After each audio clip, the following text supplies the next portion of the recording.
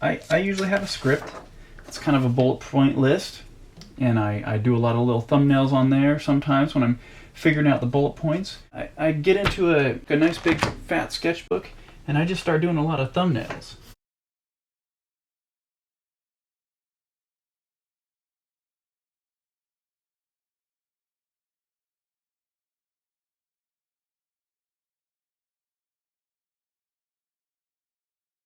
Then after I do a bunch of sketches, my thumbnails are always in pen and ink.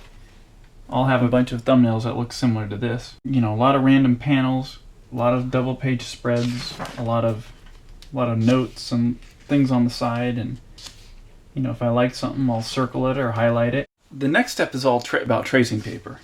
I scan in my thumbnails, blow them up so that a spread fits on a 9x12 tracing paper, which is, I think, the smallest you can get. After I've gone over the photocopied art or scanned into my computer and then blown up and printed out, a double page spread will fit nicely on here.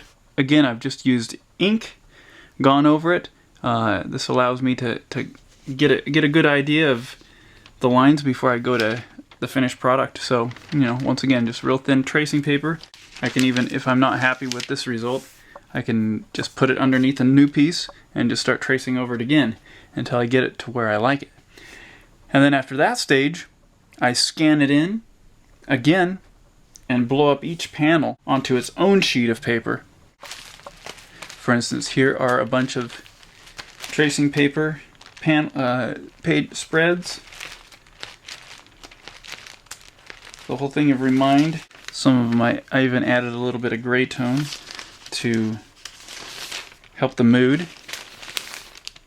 As you can see, I have a lot of different stages before I finally get to the finished drawings. And then when they're all done, I blow them up onto larger sheets of bristle board or just sometimes even regular photocopy paper. And this is when I actually get in there and use a pencil and a light table, and I just trace over my construction lines that I figured out on tracing paper. Here's another one. You notice it's just a couple panels because I don't like working on giant sheets of paper. And then what I do is I scan this all in to Photoshop and I composite it all back together so that it matches my thumbnail. And then that's when I start the coloring process. What's your process for creating a graphic novel? Peace!